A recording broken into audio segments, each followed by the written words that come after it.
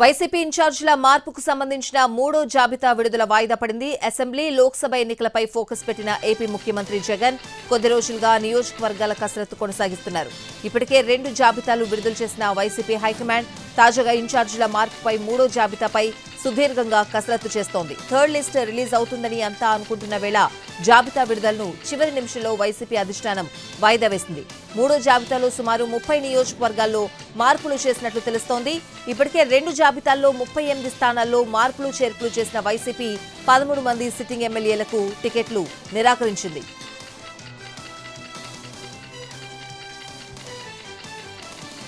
ఏపీలో కులగణన ప్రక్రియ షెడ్యూల్లో మార్పులు చేర్పులు చేసింది ప్రభుత్వం. ఈ నెల 19 నుంచి 28 తేదీలోగా కులగణన ప్రక్రియ పూర్తి చేయాలని ఆదేశించింది.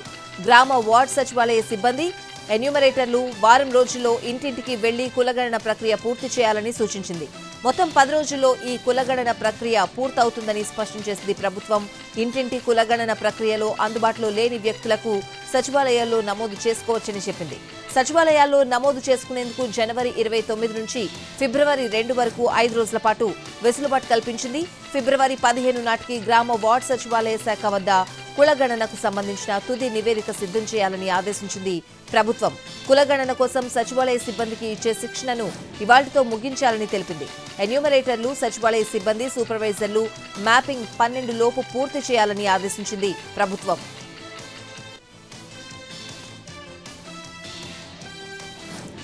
చంద్రబాబు మోసగాడని తెలిసి కూడా నియోజకవర్గం కోసం టీడీపీలో పనిచేశానన్నారు విజయవాడ ఎంపీ కేశినేని నాని.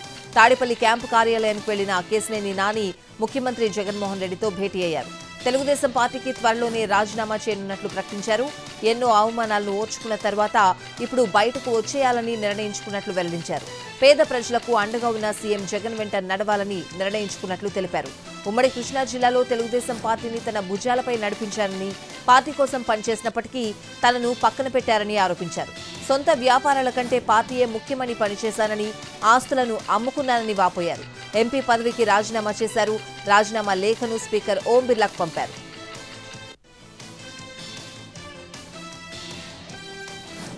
మూడు నెలల్లో తెలుగుదేశం జనసేన ప్రభుత్వం వస్తుందన్నారు చంద్రబాబు. ఆ సునామీలో వైసీపీ అడ్రస్ గల్లంతవుతుందని అన్నారు. పశ్చిమ గోదావరి జిల్లా తుని సభలో వైసీపీపై చంద్రబాబు నిప్పులు చెరిగారు. జీవితంలో ఎప్పుడూ జగన్ గెలిచే అవకాశాలు లేవని జోస్యం చెప్పారు. రాష్ట్రంలో రాజకీయం మారిందనేందుకు తునియే సాక్ష్యమని తెలిపారు.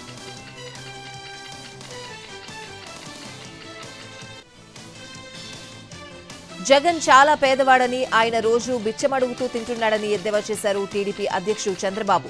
జగన్ చెప్పేదొకటి చేసేది ఒకటి అన్నారు. దేశంలో నెంబర్ 1 పెత్తందారు జగనే అని, ఇక ఆయన పని అయిపోయిందని అన్నారు. టీడీపీలో చేరేందుకు సిద్ధమైన ఎమ్మెల్యే పార్థసారథి వచ్చే ఎన్నికల్లో పెనమలూరు నుంచే బరిలోకి దిగే అవకాశం కనిపిస్తోంది. తన వర్గానికి పార్థసారథి క్లారిటీ ఇచ్చినట్లు తెలుస్తోంది.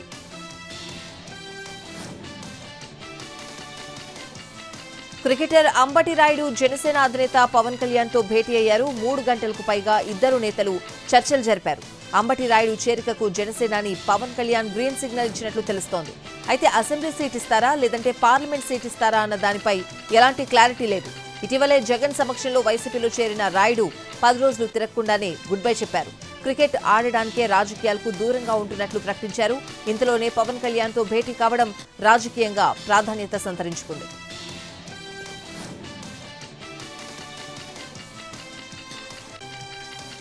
ఎమ్మెల్యే బాలకృష్ణ 3 రోజుల పాటు హిందూపురం నియోజకవర్గంలో పర్యటించారు. అసెంబ్లీ ఎన్నికలపై నేతలు, కార్యకర్తలతో సమీక్ష నిర్వహించారు. హిందూపురం, పుట్టపర్తి, కావలి టికెట్లు వడ్డెరలకు కేటాయించాలని ఆ సంఘం నేతలు బాలకృష్ణను కలిశారు.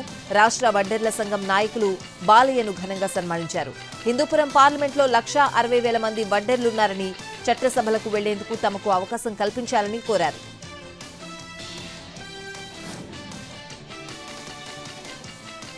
విజయవాడలో ఈసీ బృందం పర్యటించింది. ఎన్నికల సన్నాహకపై వివిధ ప్రభుత్వ విభాగాలతో చర్చించింది. వివిధ రాజకీయ పార్టీల నుంచి ఫిర్యాదులు సైతం స్వీకరించింది. ఏపీలో మొత్తం ఓటర్లు 4,07,00,000 ఉన్నారని తెలిపింది. ఈ నెల 22న ఓటర్ల తుది జాబితా విడుదల చేస్తామని చెప్పింది. మొత్తం ఓటర్లలో మహిళలు 2,07,00,000 కాగా పురుషులు 1,99,00,000 వెల్లడించింది ఈసీ.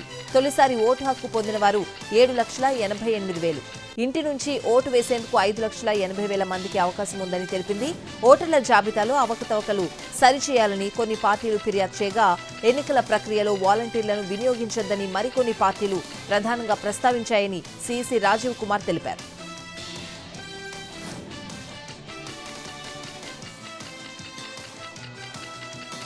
మున్సిపల్ కార్మికులతో ఏపీ ప్రభుత్వ చర్చలు సఫలమయ్యాయి. తమ డిమాండ్లపై అధికారిక ఉత్తర్వులు వచ్చే వరకు సమ్మెను తాత్కాలికంగా విరమిస్తున్నట్లు మున్సిపల్ కార్మిక సంఘాలు ప్రకటించాయి. కార్మికులు నేటి నుంచి విధులకు హాజరవుతారని చెప్పారు. జీతాలు, కేసులు, కమిటీలకు సంబంధించి అధికారిక ఉత్తర్వులు వచ్చిన తర్వాత పూర్తి స్థాయిలో సమ్మె విరమణపై నిర్ణయం ప్రకటిస్తామన్నారు. మున్సిపల్ కార్మికుల సమస్యలపై ప్రభుత్వం సానుకూలంగా స్పందించిందని అన్నారు. బొత్స సత్యనారాయణ ప్రభుత్వ హామీలకు కార్మిక సంఘాలు ఆమోదం తెలిపాయని పేర్కొన్నారు. 21,000 వేతనంతో పాటు ఇతర సదుపాయాలు కల్పిస్తామని, సమ్మె కాలానికి జీతాలు కూడా చెల్లిస్తామని తెలిపారు. వారిపై ఉన్న కేసులు ఎత్తివేస్తామన్నారు.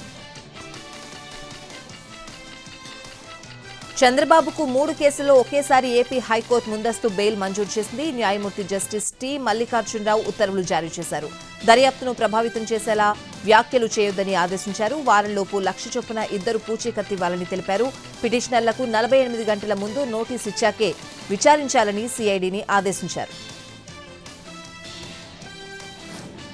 కాపు నేత ముద్రగడతో భేటీ అయ్యారు జనసేన నేత బొలిశెట్టి శ్రీనివాస్. కాకినాడలో కలిసిన బొలిశెట్టి శ్రీనివాస్ 4 రోజుల క్రితం పవన్ కళ్యాణ్ రాసిన లేఖ అంశాన్ని ముద్రగడ దగ్గర ప్రస్తావించారు. పవన్ రాసిన లేఖను స్వాగతిస్తున్నానని, కాపు జాతి కలిసి పనిచేయాల్సిన అవసరం ఉందని ముద్రగడ గుర్తు చేశారు. పవన్ కళ్యాణ్ ఇంటికొస్తే స్వాగతిస్తానని ముద్రగడ తెలిపారు. దీంతో త్వరలో జనసేనలోకి ముద్రగడ చేరే అవకాశం ఉందన్న ప్రచారం జరుగుతోంది. మోడీపై ఘాటు విమర్శలు సంధించారు ఏపీ కాంగ్రెస్ వ్యవహారాల ఇన్ఛార్జ్ మాణిక్యం ఠాగూర్. ఏపీకి మోడీ ప్రభుత్వం ఏమీ చేయలేదన్నారు. ఒక్క మెట్రో కూడా లేని రాష్ట్రం ఏపీనేనని, బీజేపీకి బీ టీమ్గా వైసీపీ ఉందని ఆరోపించారు మాణిక్యం ఠాగూర్. చాలా మంది కాంగ్రెస్లోకి వస్తారని చెప్పారు. త్వరలో కొత్త విద్యుత్ పాలసీని తీసుకొస్తున్నట్లు ముఖ్యమంత్రి రేవంత్ రెడ్డి ప్రకటించారు. వివిధ రాష్ట్రాల విద్యుత్ విధానాలు సమగ్రంగా అధ్యయనం చేసి శాసనసభలో చర్చించి విద్యుత్ విధానాన్ని అమలు చేయాల్సిన అవసరం ఉందని రేవంత్ రెడ్డి అభిప్రాయపడ్డారు. సచివాలయంలో విద్యుత్ శాఖ అధికారులతో సీఎం సమీక్ష నిర్వహించారు. డిప్యూటీ సీఎం భట్టి విక్రమార్క, మంత్రులు ఉత్తమ్ కుమార్ రెడ్డి, శ్రీధర్ బాబు, ప్రభుత్వ ప్రధాన కార్యదర్శి హాజరయ్యారు. విద్యుత్ వినియోగం 24 గంటల పాటు విద్యుత్ సరఫరా, విద్యుత్ సంస్థల ఉత్పత్తి, కొత్తగా ఉత్పత్తి చేయడానికి తీసుకోవాల్సిన చర్యలపై అధికారులతో చర్చించారు. హైదరాబాద్లో 13 దేశాల ప్రతినిధులతో సమావేశమయ్యారు CM Revanth Reddy, deputy CM Bhatti Vikramarka, పలువురు మంత్రులు. కుతుబ్ షాహీ టూమ్స్ దగ్గర ఈ సమావేశం జరిగింది.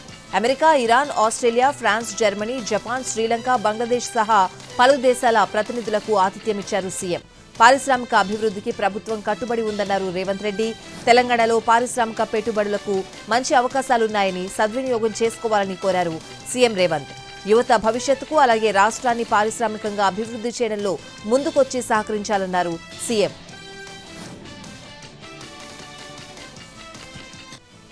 టీఎస్పీఎస్సీ చైర్మన్ సభ్యుల రాజీనామాలకు గవర్నర్ తమిళిసై సౌందరరాజన్ ఆమోదముద్ర వేశారు.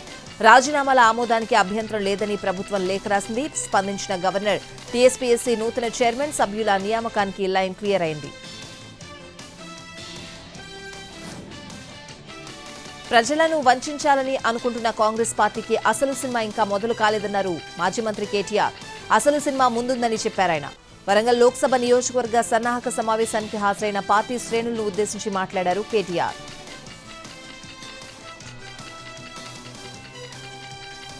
కరీంనగర్ జిల్లా లోయర్ మానేర్ డ్యాం కు సంబంధించి ఇరిగేషన్ కార్యాలయంలో విజిలెన్స్ అధికారులు 2వ రోజు తనిఖీలు నిర్వహించారు. కాళేశ్వరం, మేడిగడ్డ ప్రాజెక్టు పనులకు సంబంధించిన రికార్డులను పరిశీలించారు. విజిలెన్స్ ఎస్పీ రమణారెడ్డి ఆధ్వర్యంలో ప్రాజెక్టు ఫైళ్లను తనిఖీ చేశారు. ఎన్నికలపై కీలక వ్యాఖ్యలు చేశారు సీనియర్ రాజకీయ నేత దగ్గుపాటి వెంకటేశ్వరరావు. ప్రస్తుత రాజకీయాలు గౌరవప్రదంగా లేవని, డబ్బుంటేనే ఎన్నికల్లో పోటీ చేయాలని అన్నట్టు వ్యవస్థ మారిపోయిందని అన్నారు. ఏపీలో గ్రూప్ 2 అభ్యర్థులకు ఊరట లభించింది. గ్రూప్ 2 పరీక్షల దరఖాస్తు గడువును మరో 10 రోజుల పాటు పొడిగించింది ఏపీపీఎస్సీ. వాస్తవానికి బుధవారంతో గ్రూప్ 2 పరీక్షలకు దరఖాస్తు గడువు ముగుస్తుంది. తెలంగాణలో ట్రాఫిక్ చలాన్ల రాయితీ గడువు పొడిగించారు. ఈ నెల 31 వరకు గడువు పొడిగించింది తెలంగాణ ప్రభుత్వం. మొత్తం పెండింగ్ చలాన్లు 3,09,00,000 ఉండగా ఇప్పటి వరకు 1,07,00,000 మంది చలాన్లు క్లియర్ చేశారు.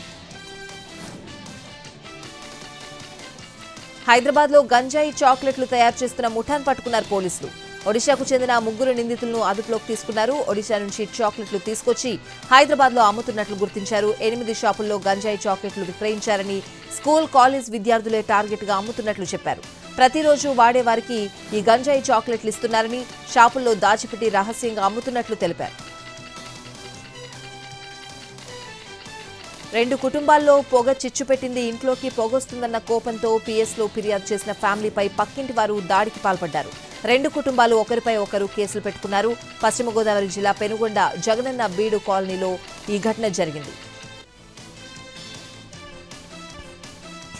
తెలుగు రాష్ట్రాలకు ఇవాళ రేపు వర్షాలు పడే ఛాన్స్ ఉందని వాతావరణ శాఖ ప్రకటించింది. పలు చోట్ల ఈదురుగాలులతో కూడిన వర్షం కురవచ్చని తెలిపింది. ఈదురుగాలులతో పాటు వడగండ్ల వానలు కూడా పడొచ్చని ప్రకటించింది.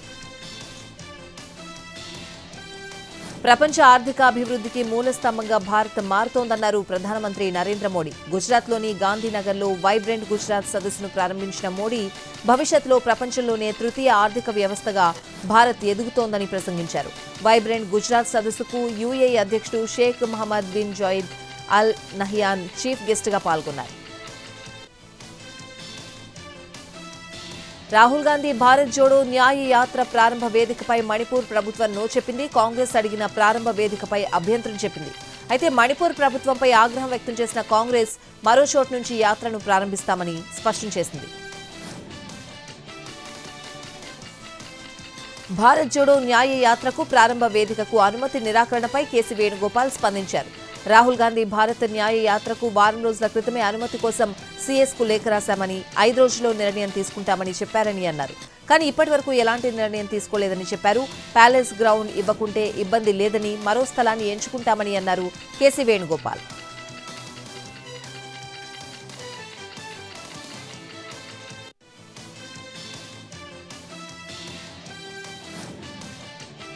అయోధ్య రామమందిరం ప్రారంభోత్సవ కార్యక్రమానికి దూరంగా ఉండాలని కాంగ్రెస్ నిర్ణయం తీసుకుంది. రామమందిరం ప్రారంభోత్సవ కార్యక్రమానికి వెళ్లకూడదని నిర్ణయించుకున్నారు సోనియా గాంధీ, మల్లికార్జున ఖర్గే, అధీర్ రంజన్ చౌదరి.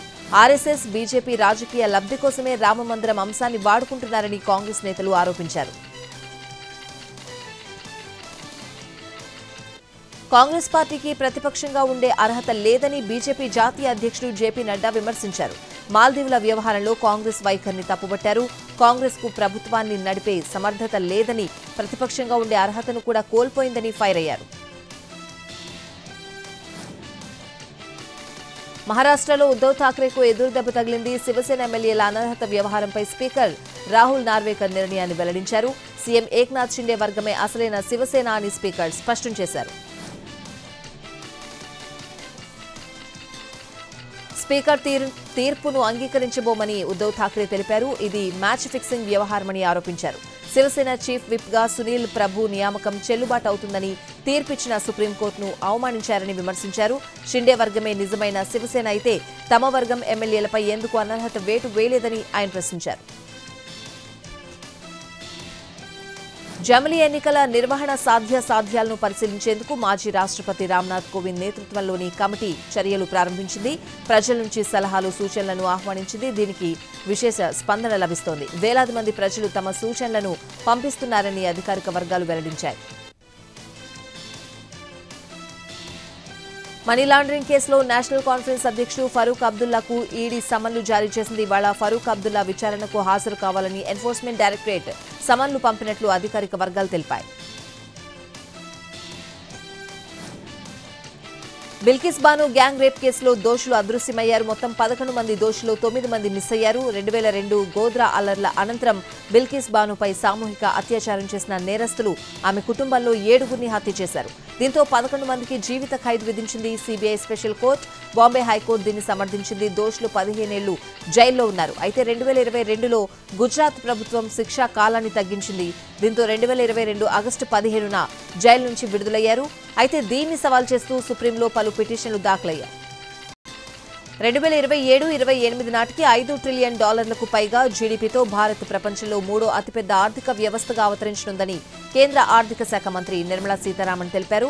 ప్రస్తుతం 50 కోట్ల మందికి పైగా భారతీయులకు బ్యాంకు ఖాతాలున్నాయని, ఈ సంఖ్య 2014 నాటికి 15 కోట్లుగా ఉండేదని పేర్కొన్నారు.